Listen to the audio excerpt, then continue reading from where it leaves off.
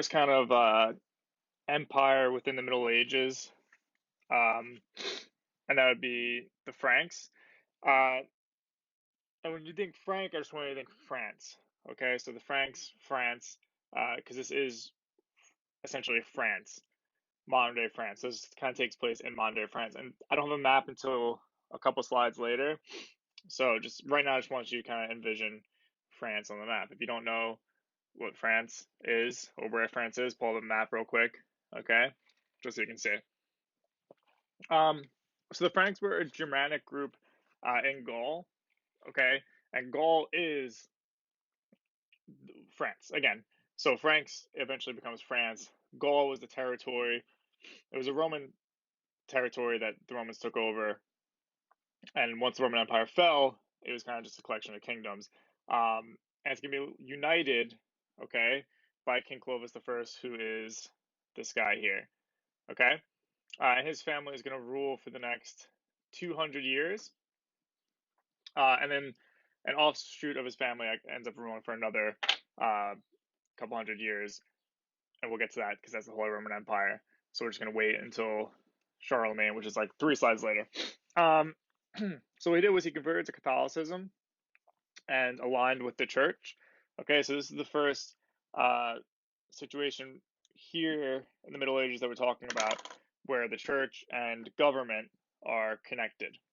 Okay, we've talked about the church earlier in the slides. I told you of its importance. We're going to talk about it again later when we talk about like Black Plague and things and the importance of the church.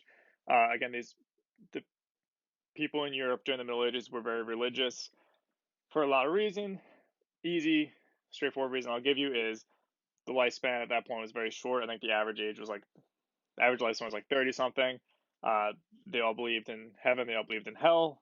They wanted to go to heaven, so they made sure to stay as close to God as they could. So church and religion played a very large role in the everyday life of someone during the Middle Ages. And here you're gonna have a situation where these kings are going to be spreading Catholicism and Christianity through their kingdom. Okay, and their kingdom is going to be modern day France, modern day Germany, Belgium, Normandy, places like that. Okay, so we're gonna go to the next slide. Okay, so Charles Martel, um, he was known as the Hammer. Actually, let me just pull up the. There we go. Okay. Okay. And what he's important for, and really, I'm not worried about becomes the mayor of the palace. Okay, in 714 CE. What I'm worried about is here. Wins battle of Tours in 732 CE, stopping Muslim spread into Europe. When I say CE, I mean Common Era. Okay. Um, you guys may think there's two ways. There's BCE, before Common Era, and CE, Common Era. And then there's BC, okay, and AD. I was taught BC and AD. All right, so it's before Christ.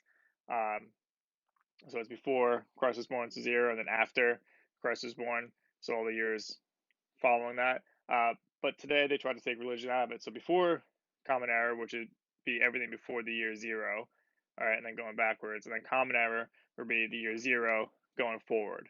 Okay, so a lot of what we learned this year with the ancient civilizations, for the most part, was BCE. Okay, so before Common Era. So the Egyptians, Mesopotamians, Greeks, and then the Romans, for the most part. We get into the Common Era with the Romans. That was all BCE. From here on, it's, for the Middle Ages at least, it's CE, Common Era. Okay, so we're in 2020.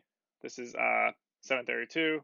So you're about however many years, 1,350 or something, or whatever. I'm not a math teacher. So good. Just again, one thing when you're doing a little summary, because that's what I'm gonna have you guys do again today. I want you to Charles Martel won the Battle of Tours, stopping Muslim spread into Europe. Okay, and not just Muslim as a people, but the religion of Muslim. Okay.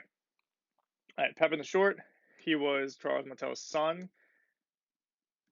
Let me just get through this. Okay. All right. So now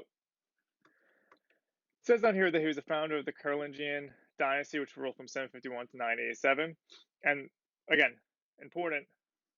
All right, write that down. But just remember this it's going directly down the line. So you had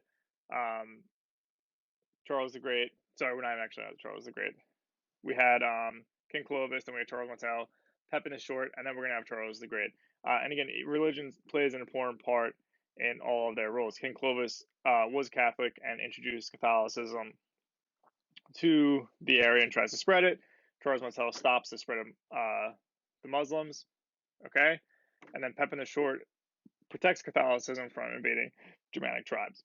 So each one of these kings, all right, really what I want you guys to know is the role they played in religion, okay, and kind of protecting Catholicism and stopping the spread and spreading it throughout Europe at the same time stopping people from trying to end it, okay? And the church, so the Pope anointed him king by the grace of God, okay?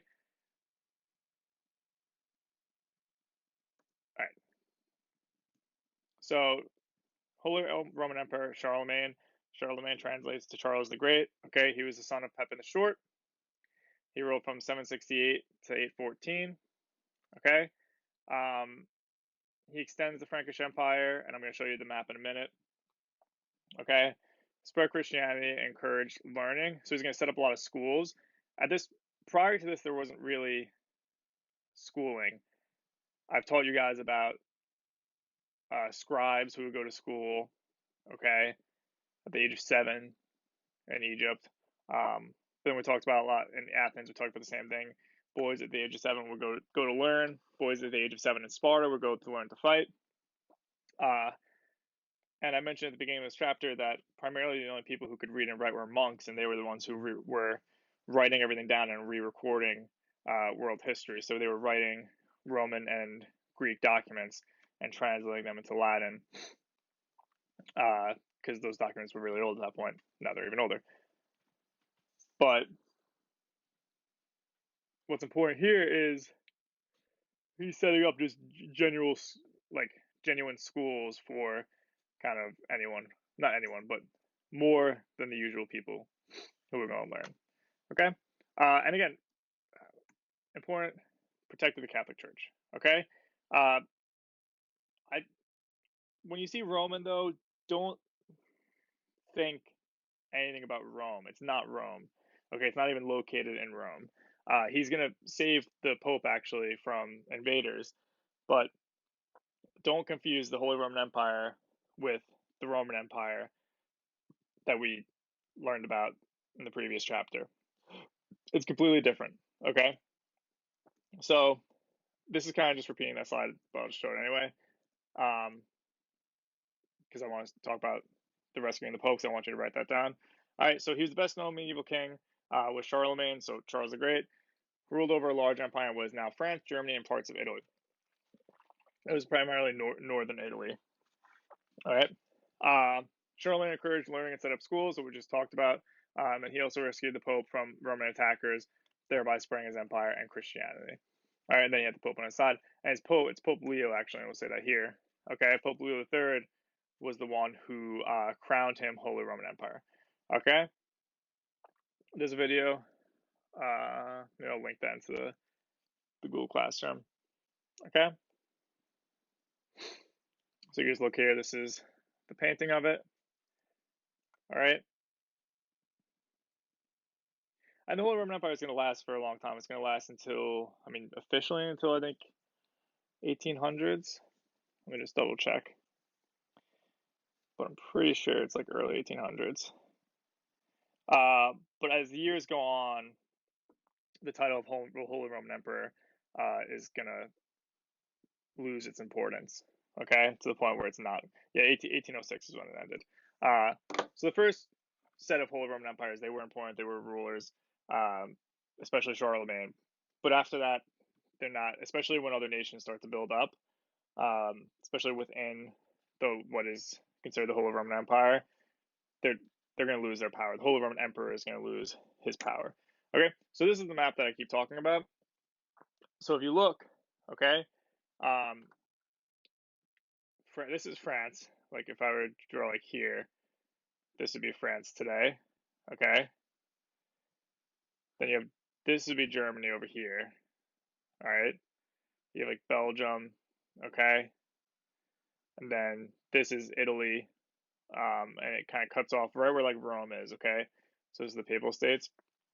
Now, Charles Martel, for example, with Battle of Tours, that'd be over here because he was stopping the Muslims came around, okay? So it's Muslim ruled North Africa.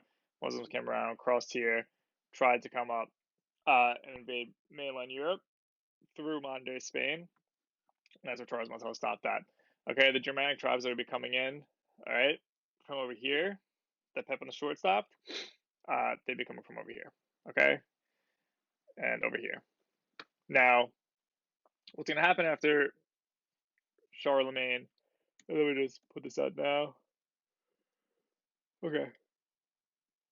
Here we go. So Charlemagne's grandsons fought for control of the empire after his death. In 1843, they signed the Treaty of Verdun, which split up the empire into three. Okay, so you had the Kingdom of Charles the Bald, which was essentially France. Okay, your Kingdom of Louis the German. All right, that would be essentially Germany. Okay, it's more than just Germany today, but Germany's a little spread out like this way. Okay, and then Kingdom of Lothar, that's the Papal States. Okay, so it's the Papal States, which is here. This is Rome. Okay, Rome's here. This would be where Italy ends. Okay, and then it kind of stretches up. This is like Switzerland over here, and it kind of covers parts of France and parts of Germany. Okay, and I think the next slide is just facts about Charlemagne. Yep. Okay, so when you're doing your summary of the notes, you can just pause this. All right. I'm just gonna give you all some facts about him. So Charlemagne never lost a military. I'll just read them off. Charlemagne never lost a military conquest. Gave rebirth to education. Set up a chain of schools to educate children. We talked about that. That's very important. I want you to kind of highlight that. He learned to read and write himself. Okay. He reestablished the economic importance of the empire. Began the feudal system. So we talked about the feudal system already, like earlier. And this is actually where I want to explain what it was, and this is where it is kind of set up. Okay.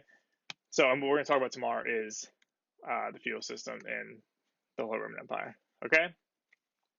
Spread Christianity. I put it in by force because technically it was by force. He would conquer people and then tell them to be Christians. Okay, when he conquered a land, he gave the people two choices: one, to join Christianity, or two, to die and meet that God immediately. Okay, those who were caught worshiping pagan gods were killed. Over 46-year reign, he launched 50 military campaigns designed to expand the territory and spread Christianity. All right, and again, primarily, we're looking at like Central Europe. Okay, France, Germany, Belgium, Switzerland, that area, and parts of Italy. Okay, on Christmas Day in 800, he was crowned emperor by the Pope. And he ruled as emperor for more than 14 years. Okay, he was king of the Franks prior to that, and then he was the Holy Roman Emperor for 14 years. All right, and his grandson's fault. We just talked about that, so I'm not going to repeat that again. So what we're going to do tomorrow is we're going to actually talk about just like the relationship. That's his crown, by the way. The relationship, and those are real jewels. The relationship between the church and the Holy Roman Empire. Okay, and then that leads directly into the Crusades, which is something that you guys talked about, read about like 2 days ago. Okay, so I'm not gonna do that today just because that's gonna be a really long video, but we will get to that. Okay, all right.